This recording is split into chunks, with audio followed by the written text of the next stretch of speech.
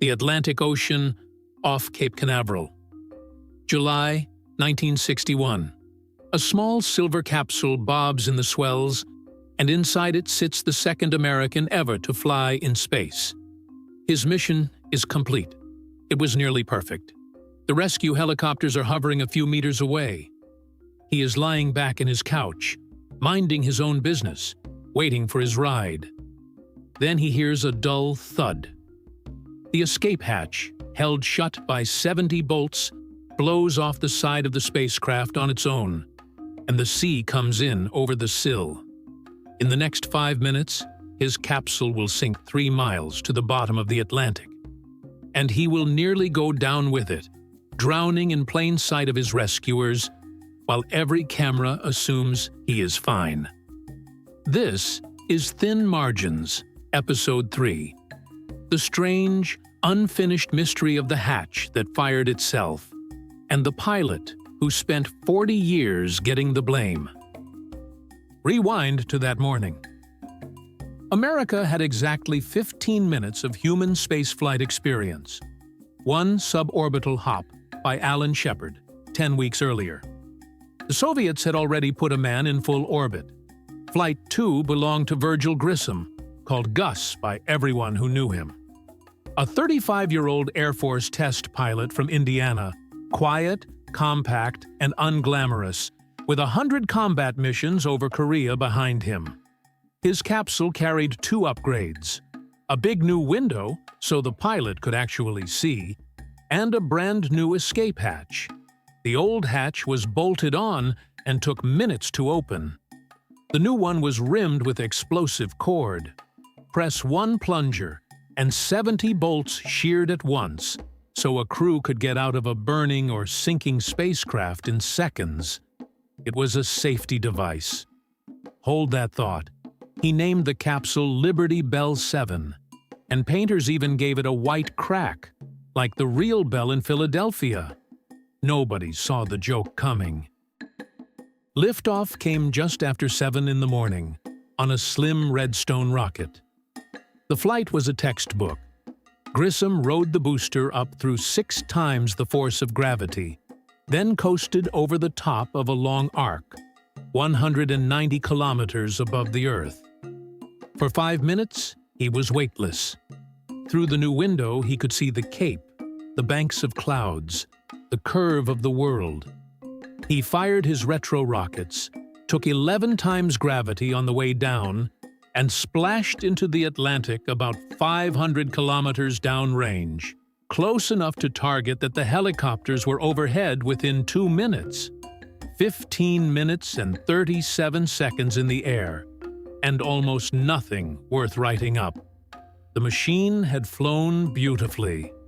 The pilot had flown beautifully. The flight was over, and that is exactly when it got dangerous, because the most fragile part of an ocean landing is not the landing. It is the weight.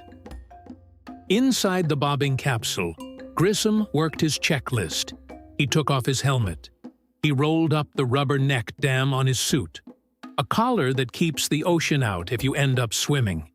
He armed the new hatch, pulling its safety pin as the procedure required, so one press could free him if the capsule sank. The lead helicopter radioed that they were ready. Grissom asked for 5 more minutes so he could copy his instrument readings with a grease pencil, a test pilot to the last line. Then he lay back in the couch and waited. Above him, a crewman leaned out of the helicopter with a long cutting tool, reaching for the capsule's radio antenna, the first step of the lift. That is the exact moment the hatch fired. A dull thud, a ring of 70 bolts letting go, and gray Atlantic water pouring over the sill. Grissom never touched the plunger. He threw his helmet off, hauled himself through the hatchway, and swam. What happened next is the part nobody planned. The helicopter crew saw the astronaut in the water, swimming, apparently fine, so they followed their training and went for the hardware. They hooked the flooding capsule and pulled. Liberty Bell 7 full of seawater, now weighed more than the helicopter could lift. The aircraft sagged until its wheels were dipping into the Atlantic, and a warning light said the engine was overheating. The pilot held on anyway, dragging the dead weight, until the choice became lose the capsule or lose the aircraft. He let go. 3 miles of ocean swallowed the spacecraft, and all that time the swimmer was quietly losing. Grissom's suit had an open oxygen inlet he had not had time to seal, and the sea was trickling in. In his pockets, souvenirs for after the flight, 2 rolls of dimes among them, pulling him down. The rotor wash beat the water flat around him. He waved for help, and the crews read the wave as a greeting. He was swimming lower and lower, swallowing seawater, going under the swells and clawing back up. By his own account, he was seconds from the edge when the second helicopter finally understood and dropped the horse collar sling into the water. Grissom got his arms through it, backwards as it turned out, and hung on while they hauled him out of the sea. 4 or 5 long minutes after the hatch fired. On the carrier deck he was soaked, exhausted, and by the accounts of the men who met him, shaking. The mission was a success. The spacecraft was gone, and before the sun went down, the Whisper campaign had already started. The hatch has a manual trigger. The hatch blew. Therefore the pilot must have panicked and pushed it.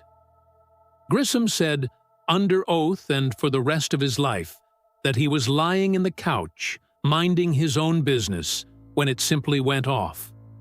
For decades, much of the world chose not to believe him. So what actually held? Look at the scoreboard. The hatch failed, firing with no hand near the plunger. The recovery doctrine failed, sending every eye to the hardware, while a man drowned beside it. The suit failed politely, leaking through one unsealed inlet. And against all that, the margins held. A pilot who got himself out of a flooding spacecraft in seconds because he knew every latch of it in the dark. A rubber neck dam rolled up on a hunch minutes earlier that kept just enough water out. A second helicopter crew that read the scene in time and dropped the sling. And then, the quiet proof. Every hatch like it carried a recoil. A year later, astronaut Wally Schirra blew his own hatch on purpose, on a ship's deck, and the plunger kicked back and bloodied his hand. Grissom's hands, examined after the flight, had no mark at all. The man had told the truth. The margin, this time, was the pilot himself. Scoreboard the idea one last time. NASA believed its pilot, even when the rumor mill did not. 4 years later, they gave Gus Grissom the first Gemini spacecraft ever to carry a crew, and he named it Molly Brown, after the Unsinkable heroine of Broadway. The driest joke in the history of the astronaut corps. He was in line to command the first Apollo mission when a launch pad fire took his life in 1967. He never learned how his hatch fired. The answer took longer. In 1999, a salvage team found Liberty Bell 7 3 miles down, deeper than the Titanic, and raised it. The dimes were still in the wreck. The checklist was still legible. And decades later, analysts studying the recovery film found the likely trigger: static electricity from the helicopter itself, arcing down the antenna cutter into the hatch's unstable detonators. The sky fired the hatch. The pilot never did. Thin margins is a catalog of holds, and this hold took 40 years to prove. Next time, another moment on the edge. This was Thin Margins on the Quantum Files. If you want the next close call when it lands, subscribe to the Quantum Files. The margins are thin. That is why the people matter.